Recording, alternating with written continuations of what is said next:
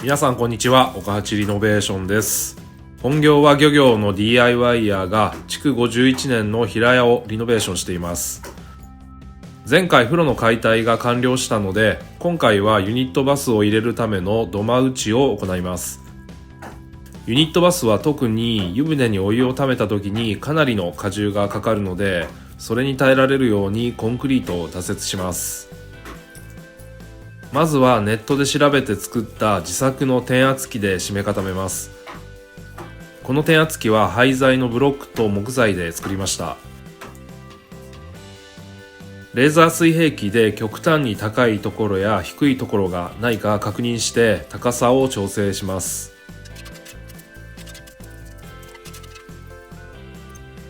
コンクリートの仕上げ高さを壁にマークしていきます。コンクリートは 100mm 厚として床から土間面まで 300mm 程度の高さを確保します。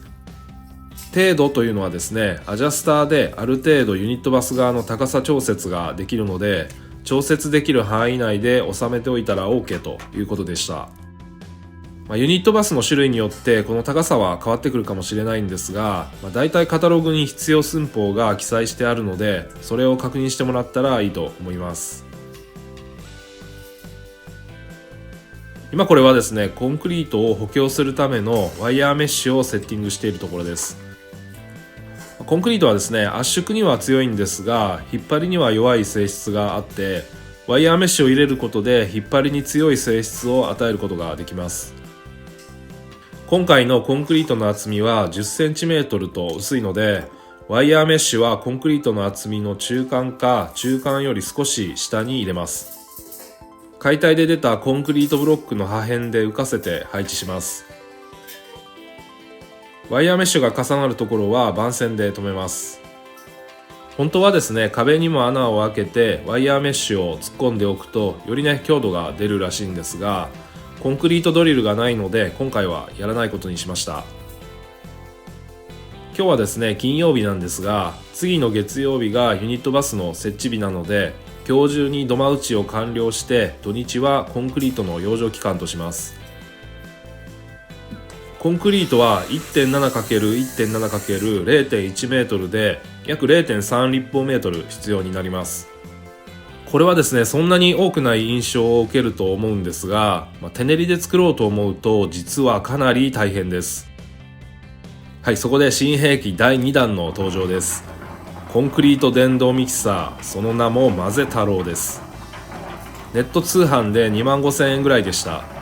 容量で何種類か型があるんですが、120リットルタイプを購入しました。一人で持ち上げて運ぶにはちょっと重いんですが、タイヤが2本ついていて、こんな感じで楽に移動ができます。これもね、一人 DIY にはいいですね。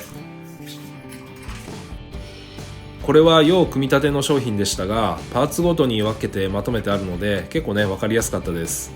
だいたい 3,40 分ぐらいで組み立てができました。こういう組み立てに慣れていない方でもマニュアルを見ながら1時間くらいあればできると思います。これを使って時間短縮したいと思います。画面の手前が土間打ちするところですが、コンクリートを家の外で練って中に運ぶのは結構大変なので、この脱衣所部分で練ってそのまま下に投下したいと思います。はい、必要資材を計算してホームセンターで買ってきました。全部 25kg 入りで、セメントが4袋と左官砂が10袋、バラスが20袋です。配合比率はですね、ネットで調べてもいろいろだったんですが、セメント1、砂3、バラス6の配合にします。本来はですね、はかりでちゃんと測った方がいいとは思うんですが、3つとも1袋が 25kg なので、セメントが4分の1袋、砂が2分の1袋、バラス1袋というように目分量で配合します。3つの材料を入れたらスイッチを入れて混ぜます。ある程度混ざったら水を入れていきます。水の量がコンクリートの強度上一番重要なんですが、過去の経験で適当な粘度はなんとなくイメージできているので、ホースで少しずつ入れて判断したいと思います。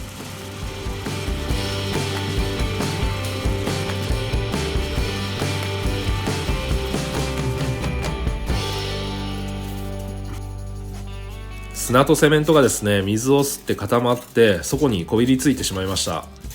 混ぜ方にね、問題があったんでしょうかね。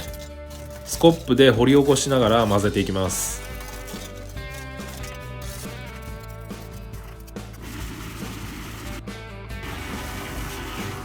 はい、どうやらですね、ミキサーの角度が重要っぽいので、もう少し寝かせて混ぜてみます。いい感じに混ざってきました。はい、それでは記念すべき1投目投入します。若干投入失敗ですね。大引きにかかってしまいました。あと混ぜることに気を取られてシャバシャバになってしまいましたね。いわゆるシャバコンですね。次はもう少し水を減らして練ります。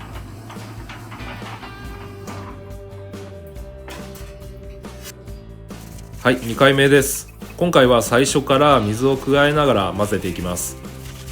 ガラスを2袋、そして砂を1袋入れてよく混ぜます。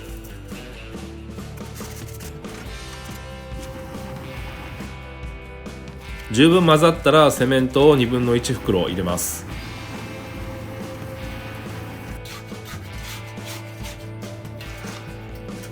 さすがにね、材料を入れすぎたみたいですね。水を入れたらさらに重くなってスタートは補助しないと回らなくなってしまいました。あまりね無理させるとモーターが壊れてしまうと思うので、ほどほどにしておきます。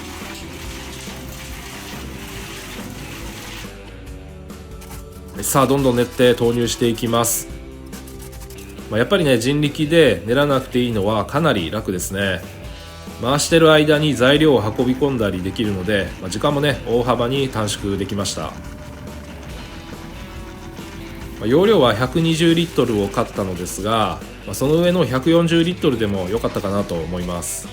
もっと少ない容量のタイプもあるんですが、少ない場合は手練りでもいいかなと思いますし、価格もねそこまで変わらないので、個人的に買うなら120リットル以上がおすすめです。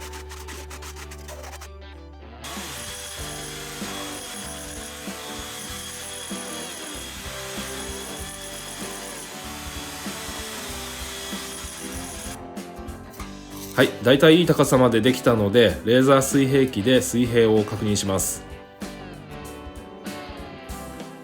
メジャーで何箇所か高さを測って、高いところを削って低いところに入れます。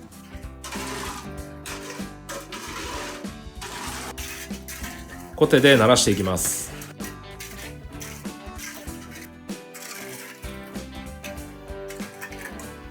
はい、だいぶね表面が綺麗になってきました。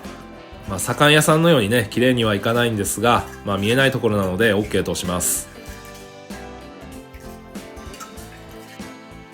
ちなみにね、ユニットバスは本当にギリギリのジャストサイズでした。でも入ってよかったです。最後に虫の侵入経路を塞いで作業を完了しました。はい、最後までご覧いただきありがとうございました。もしよければ高評価やチャンネル登録をいただけると励みになります。質問や感想なども気軽にコメントいただけたらと思います。次回はですね、壁を作っていきたいと思います。ぜひご覧ください。